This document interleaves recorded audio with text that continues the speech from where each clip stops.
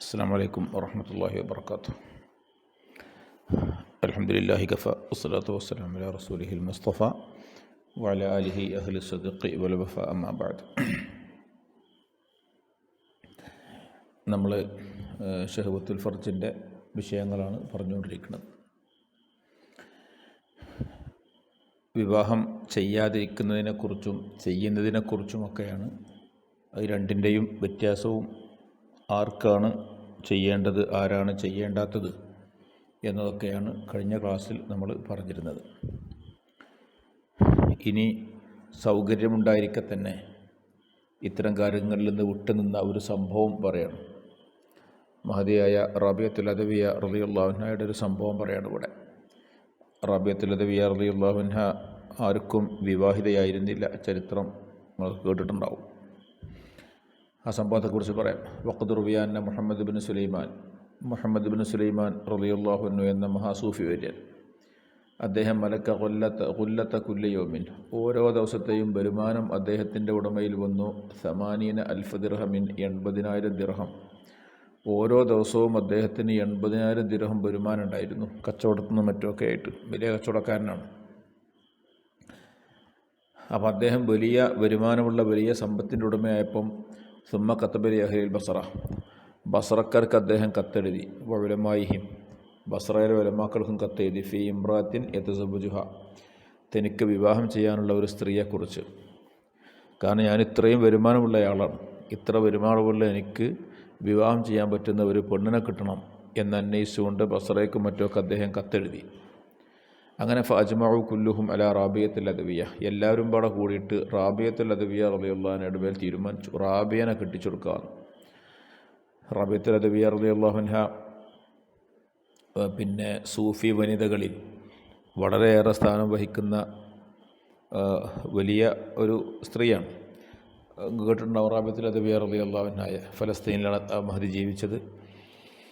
ഫലസ്തീനിലെ സൈത്തൂൻ പർവ്വതം, ഈസാ നബി അലൈഹി സ്വലാത്തു വസ്സലാമിനെ അല്ലാഹു തആല ആകാശത്തേക്കൊക്കെ ഉയർത്തിയ സൈത്തൂൻ പർവ്വതമുണ്ട്. ആ സൈത്തൂൻ പർവ്വതത്തിൻ്റെ മുകളിലാണ് റാബിയത്തുൽ അദവിയ റളിയല്ലാഹു അൻഹ കഴിഞ്ഞുകൂടിയിരുന്നതും അവിടെയാണ് മഹദിയുടെ ഖബറുള്ളതുമൊക്കെ. എനിക്കവിടെ സന്ദർശിക്കാൻ അവസരം ഉണ്ടായിട്ടുണ്ട് കുറച്ച് കൊല്ലങ്ങൾക്ക് മുമ്പ്. അപ്പോൾ റാബിയത്തുൽ അദവിയ റളിയല്ലാഹു അൻഹയെ പറ്റി പറഞ്ഞു എല്ലാവരും, റാബിയനെ വിവാഹം ചെയ്യാം. അങ്ങനെ ഫക്കത്തബ ഇലൈഹ, റാബിയക്കൊരു കത്തെഴുതി. മുഹമ്മദ് ബിൻ സുലൈമാൻ എന്താ കത്ത് അറിയാം. ബിസ്മില്ലാഹിർ റഹ്മാനിർ റഹീം. അമ്മാ ബഅദ് ഫഇന്നല്ലാഹ തആല മല്ലക്കനി മിൻ ഖുല്ലത്തി ദുനിയ ഫീ കുല്ലി യൗമിൻ 80,000 ദിർഹമിൻ. അല്ലാഹു തആല ഓരോ ദിവസവും എനിക്ക് 80,000 ദിർഹം എനിക്ക് വരുമാനം നൽകുന്നുണ്ട്. വലൈസ യുംളിൽ അയ്യാമ വല്ലയാലി, കാലം കഴിഞ്ഞു കിടക്കുകയില്ല. രാത്രിയും പകലെന്ന് പറഞ്ഞാൽ കാലം എന്നർത്ഥം. കാലം മുന്നോട്ട് പോവുകയില്ല. ഹത്ത അത്തമ്മഹ 100,000, അത് 1,00,000 പൂർത്തിയാവുന്നത് വരെ. എന്ന് പറഞ്ഞാൽ നമ്മളെ ഭാഷ പറഞ്ഞാൽ വൈകാതെ അത് 1,00,000 ദിർഹമാകും. ഇപ്പോൾ 80,000 ദിർഹമാണ്, വൈകാതെ അത് 1,00,000 ദിർഹമാകും. അതുകൊണ്ട് അന അസീറു ലക്കി മിഥിലഹ വ മിഥിലഹ, ഞാൻ നിനക്ക് അതിൻ്റെ ഇരട്ടി, അതിൻ്റെ 2 ഇരട്ടി ഞാൻ നിനക്ക് തരാം. ഫഅജീബീനി, അതുകൊണ്ട് നീ എനിക്ക് ഉത്തരം ചെയ്യൂ, ഈ വിവാഹാലോചന സ്വീകരിക്കൂ എന്നർത്ഥം. എനിക്കിപ്പോൾ തന്നെ 80,000 ദിനം പ്രതി വരുമാനമുണ്ട്, വൈകാതെ അതെന്ത് ചെയ്യും, 1,00,000 കടക്കും. അപ്പോൾ അതിൻ്റെ ഇരട്ടി ഞാൻ മഹറായിട്ട് തന്നെ തരാം, സുഖല്ലേ? അതുകൊണ്ട് എൻ്റെ ഈ അഭ്യർത്ഥന സ്വീകരിക്കൂ എന്ന് പറഞ്ഞുകൊണ്ട് മുഹമ്മദ് ബിൻ സുലൈമാൻ കത്തെഴുതാണ്. വിവാഹം നടക്കാത്തൊരു സ്ത്രീക്ക് ഇങ്ങനത്തെ ഒരു കത്തിട്ടിയാൽ നമ്മളെപ്പോൾ തൊഴിലാണെങ്കിൽ എന്താ ചെയ്യുക? വളരെ പെട്ടെന്ന് സ്വീകരിക്കുമല്ലോ. സമ്പത്ത് കണ്ടുകൊണ്ട് നമ്മളതിൽ മഞ്ഞളിച്ചു പോകും. അതിൽ പിന്നെ മറ്റൊന്നും ആലോചിക്കാതെ നേരെ അതിൽ പോയി വീഴും. പക്ഷേ ഫക്കത്തബത്ത് ഇലൈഹി, റാബിയത്തുൽ അദവിയ റളിയല്ലാഹു അൻഹ തിരിച്ച് കത്തെഴുതി. ബിസ്മില്ലാഹിർ റഹ്മാനിർ റഹീം. അമ്മാ ബഅദ് ഫഇന്ന സുഹദ ഫിദ് ദുനിയ റാഹത്തുൽ ബദൻ, പ്രപഞ്ചത്തോട് പരിത്യാഗമുണ്ടാവുക എന്നത് അത് ശരീരത്തിന് റാഹത്താണ്. കുറേ സമ്പത്തുണ്ടാവുമ്പോൾ അതിൻ്റെ ഇടങ്ങേറ്, അത് കണക്കൂട്ടലും അതിൻ്റെ ടെൻഷനും കാര്യമായിട്ട് മുന്നോട്ട് പോകേണ്ടി വരും. നേരെ മറിച്ച് സുഹുദുണ്ടാവുക, പ്രപഞ്ചത്തോട് പരിത്യാഗമുണ്ടാവുക എന്നത് റാഹത്തുൽ ബദൻ, അത് ശരീരത്തിന് സമാധാനമാണ്, റാഹത്താണ്. വറഗ്ബത്തു ഫീഹ, ദുന്യാവിനെ ആഗ്രഹിക്കുക എന്നുള്ളത് തൂരിസുൽ ഗമ്മ വൽ ഹസൻ, അത് ടെൻഷനെയും ദുഃഖത്തെയും ഉണ്ടാക്കും. കാരണം പലതും കിട്ടാത്തതിലുള്ള വിഷമം, നമ്മൾ വിചാരിച്ച മാതിരി ആവാത്തതിൻ്റെ പ്രയാസം, ചിലതൊക്കെ നഷ്ടപ്പെട്ടു പോയതിൻ്റെ ദുഃഖം, പിന്നെ ഈ സമ്പത്തൊക്കെ സൂക്ഷിച്ചു വെക്കണം, അതിനൊക്കെ ആളുമാണ്, എന്തൊക്കെ ചിലവുകളാണ്, ഇതൊക്കെ എല്ലാം ആളുള്ള നോക്കുക. സമ്പത്ത് സംരക്ഷിക്കുക എന്നുള്ളത് വലിയൊരു പണിയാണ്. നേരെ മറിച്ച് ഒന്നുമില്ലെങ്കിൽ എന്താ കിട്ടണ മതി എന്ന് വെച്ചാൽ പരിത്യാഗത്തിൽ ജീവിക്കാം. റാബിയത്തുൽ അദവിയ ആ ജീവിതമാണ് ജീവിക്കുന്നത്. അതുകൊണ്ട് ദുന്യാവിൽ താല്പര്യം ഉണ്ടാവുക, റഗ്ബത്ത് ഉണ്ടാവുക എന്നുള്ളത് യഥാർത്ഥത്തിൽ ഗമ്മും ഹസനുമാണ്. അത് ദുഃഖവും ടെൻഷനുമാണ്. എന്നിട്ട് റാബിയത്തുൽ അദവിയ കത്തിലെഴുതാണേ, ഫൈദ അത്താക്ക കിതാബി ഹാദ, എൻ്റെ ഈ എഴുത്ത് നിങ്ങൾക്ക് കിട്ടിയാൽ, ഈ എഴുത്ത് നിങ്ങൾക്ക് കിട്ടിക്കഴിഞ്ഞാൽ ഫഹയ്യ ഇസാദക്ക, നിങ്ങളുടെ ഭക്ഷണം നിങ്ങൾ തയ്യാറാക്കണം. വഖദ്ദിം ലി മആദിക, നിങ്ങൾ ആഖിറത്തിന് വേണ്ടിയുള്ളത് നിങ്ങൾ മുന്തിക്കണം. നോക്കൂ, മുപ്പത്തിയേറെ നേരെ പറഞ്ഞ വിഷയതാണ്. ഈ കത്ത് കിട്ടിക്കഴിഞ്ഞാൽ നിങ്ങൾ എന്നെ വിവാഹം ചെയ്യാൻ നടക്കല്ല, നിങ്ങൾ നിങ്ങളുടെ ആഖിറത്തിലേക്കുള്ള ഭക്ഷണം ഉണ്ടാക്കണം, ആഖിറത്തിലേക്കുള്ള ഉണ്ടാക്കണം. വക്കുൻ വസയ്യ നഫ്സിക, നിങ്ങൾ സ്വന്തം ശരീരത്തിൻ്റെ വസിയാവണം, വസിയത്ത് ചെയ്യപ്പെട്ടയാൾ. വലാത്ത ജാല രിജാല ഔസിയ അക്ക, ഒരിക്കലും മറ്റാളുകളെ നിങ്ങളുടെ വസിയകളാക്കരുത്. വസിയാക്ക എന്ന് പറഞ്ഞാൽ നമ്മൾ മരിക്കണ സമയത്ത് മുതൽ കുറേ കണ്ടമാനം മുതലുള്ള ആൾക്കാരാകുമ്പോൾ അവിടെ കൊടുക്കണം ഇവിടെ കൊടുക്കണം എന്നൊക്കെ വസിയത്ത് ചെയ്യുക. അതൊക്കെ നോക്കി നടത്താനും കൊടുക്കാനും പിന്നെ കൈകാര്യം ചെയ്യാനൊക്കെ ഒരാളെ നമ്മൾ ഏൽപ്പിക്കുക. അപ്പോൾ ഈ ഏൽപ്പിക്കുന്ന ആൾ വസിയായിരിക്കും. റാബിയത്തുൽ അദവിയ പറയാണ്, അങ്ങനെ ഒരാളെ വസിയാക്കേണ്ട ഗതി വരണ്ട, ഇപ്പം തന്നെ നീ തന്നെ വസിയാവുക. എല്ലാം മുതലും കൊടുത്തിട്ട് തീർക്കുക എന്നർത്ഥം. ഒന്നും വേണ്ട, കയ്യിൽ ഒന്നും വേണ്ട, എല്ലാം കൊടുത്ത് തീർക്കുക. മരണത്തിന് ശേഷം മറ്റൊരാളെ ഇതൊക്കെ കൊടുക്കാൻ ഏൽപ്പിക്കണ്ട. മുതേരെ വർത്തമാനത്തിൻ്റെ ശൈലി വെക്കണം. കുൻ വസയ്യ നഫ്സിക്ക, സ്വന്തം നഫ്സിൻ്റെ വസയ്യ നീ തന്നെയാവുക. വലാത്ത ജാലി രിജാല ഔസയ അക്ക, മറ്റാളുകളെ നിൻ്റെ ഔസയ ആക്കരുത്. അങ്ങനെ ആക്കിക്കഴിഞ്ഞാൽ ഫയക്സിമു തുറാസക്ക, നിൻ്റെ അനന്തരാവകാശം അവർ ഓഹരി ചെയ്യും. നിൻ്റെ അനന്തരാവകാശം എടുക്കുന്ന മുതൽ വേറാരോ ഓഹരി ചെയ്യുക, മറ്റാരോ ഓഹരി ചെയ്യാൻ നിൽക്കണ്ട, നീ തന്നെ ഓഹരി ചെയ്യുക, നീ തന്നെ ഇപ്പോൾ കൊടുത്തു തീർക്കുക. വസുമിദ് ദഹ്റ, എന്നിട്ട് കാലാകാലം നോമ്പ് നോറ്റോളൂ. വജിയൽ ഫിത്രക്കൽ മൗത്ത്, നോമ്പ് തുറക്കൽ മരണം കൊണ്ടായിരിക്കണം, മരണമായിരിക്കണം നോമ്പ് അവസാനിപ്പിക്കുന്ന സമയം, മരണം വരെ നോമ്പ് നോറ്റോളൂ. അമ്മാന, ഞാൻ. എന്നിട്ട് പിന്നെ 36 വിവാഹത്തിൻ്റെ ക്ഷണത്തെക്കുറിച്ച് പറയണം, ആലോചനയെക്കുറിച്ച് മറുപടി പറയണം. ഞാൻ ഫലു അന്നല്ലാഹ അസ്സ വജല്ല അള്ളാഹു ഖവ്വലനി അംസാല മാ ഖവ്വലക, നിനക്ക് അള്ളാഹു തന്നതിൻ്റെ എത്രയോ ഇരട്ടി അള്ളാഹു എനിക്ക് നൽകിയാൽ, നിനക്കിപ്പോൾ ഒരു ദിവസം 80,000 ദിർഹം കിട്ടുന്നുണ്ടെന്ന് പറഞ്ഞ് എനിക്ക് ഞാൻ എൻ്റെ ഇരട്ടിൻ്റെ അള്ളാഹ് എനിക്ക് തരികയാണെങ്കിൽ, വഅദ്ആഫഹു, അതിൻ്റെയും എത്രയോ മടങ്ങ് എനിക്ക് തരികയാണെങ്കിൽ, മാസറണി ദാലിക, അതൊന്നും എന്നെ സന്തോഷിപ്പിക്കുകയില്ല. അൻ അസ്തഗ്ല അനില്ലാഹി അസ്സ വജല്ല തുറഫത ഐനിൻ, ഒരു കണ്ണ് ചിമ്മി തുറക്കുന്ന സമയം അള്ളാഹുവിനെ തൊട്ട് ഷോലാവാൻ എനിക്കിഷ്ടമില്ല. അത്രത്തോളം സമ്പത്ത് എനിക്കുണ്ടായാലും, നിനക്ക് അള്ളാഹു നൽകിയതിൻ്റെ എത്രയോ 10 മടങ്ങ് സമ്പത്ത് എനിക്ക് അള്ളാഹു നൽകിയാലും, ഒരു കണ്ണിമ പൊട്ടുന്ന സമയം പോലും അള്ളാഹുവിൻ്റെ ദിക്റിൽ നിന്ന് മാറി നിൽക്കാൻ എനിക്കിഷ്ടമില്ല എന്ന് പറഞ്ഞുകൊണ്ടാണ് റാബിയത്തുൽ അദവിയ തിരിച്ച് മുഹമ്മദ് ബിൻ സുലൈമാന് കത്തെഴുതുന്നത്. അപ്പം ഇത്തരം സംഗതിയിലൊന്നും മതിമറക്കാതെ, ദിക്റുല്ലാഹിയെ ഒരു നിമിഷം പോലും മനസ്സിൽ നിന്ന് അകറ്റാതെ നിൽക്കുന്ന ഇത്തരം ആളുകൾ കഴിഞ്ഞു പോയിട്ടുണ്ട്. അവരെക്കുറിച്ചൊരു സംഭവം പറഞ്ഞതാണെന്ന് മാത്രം. അപ്പോൾ ദിക്റുല്ലാഹിക്ക് തടസ്സമുണ്ടാകുന്ന രീതിയിൽ ഒന്നും ചെയ്യരുത് എന്നാണ് ഇപ്പം നേരത്തെ പറഞ്ഞതിൻ്റെ ആകത്തുക എന്ന് മനസ്സിലാക്കുക. അങ്ങനെ ഫതബയ്യന ബിഹാദ, ഇതുകൊണ്ട് വ്യക്തമായി അന്നമാ യസ്തഗലു അനില്ലാഹി തആല അലാ സബീലിഹി, അള്ളാഹുവിനെ തൊട്ട് മനുഷ്യനെ ഷോലാക്കുന്ന എന്തൊരു കാര്യവും അത് ചെയ്യാൻ യാതൊരു വഴിയുമില്ല, അത് ചെയ്യാൻ വേണ്ടി നിൽക്കരുത്. അപ്പോൾ നേരത്തെ നമ്മൾ കഴിഞ്ഞ ക്ലാസ്സിലൊക്കെ പറഞ്ഞ പോലെ മുരീദ് വിവാഹം ചെയ്യും ചെയ്യാതിരിക്കും, എല്ലാത്തിൻ്റെയും അടിസ്ഥാനം എന്താണ്? ദിക്റുല്ലാഹിയിൽ നിന്ന് നാം ശ്രദ്ധ തെറ്റാതിരിക്കുക എന്നതാണ്. മനുഷ്യനെ ദിക്റുല്ലാഹിയിൽ നിന്ന് തെറ്റിക്കുകയാണെങ്കിൽ, ഇത് വിവാഹം മോനെ തെറ്റിക്കുമെങ്കിൽ വിവാഹം ചെയ്യാതിരിക്കലാണ് അവന് നല്ലത്. അത് തെറ്റിക്കൂലെങ്കിൽ വിവാഹം ചെയ്യലുമാണ് നല്ലത്. വിവാഹത്തിന് കുറേ കാര്യങ്ങളുണ്ട്, പിന്നെ ഫായിദകളും മറ്റൊക്കെയുണ്ട്. എന്നാൽ ഒരാൾക്ക് എന്തുണ്ട്, പിന്നെ ദിക്റുല്ലാഹി എന്നൊക്കെ തെറ്റിയെന്ന് വരും, പക്ഷേ അവന് ഒരിക്കലും പിടിച്ചു നിൽക്കാൻ കഴിയില്ല.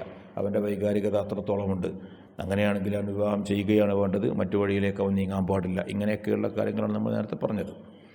ഇനി ഈ കിതാബിലെ അവസാനത്തെ ഫസ്ലുൻ ഫി ബയാനി ഫളീലത്തി മൻ യുഖാലിഫു ഷഹ്വ, ഷഹ്വത്തിന് എതിര് ചെയ്യുന്നവരുടെ ഫളീലത്ത്. നമ്മുടെ വികാരം ഒന്നുണ്ടാവും, ആ വികാരത്തിനെതിരായിട്ട് നിൽക്കുക, അത് ഭയങ്കര പുണ്യമുള്ള കാര്യമാണ്.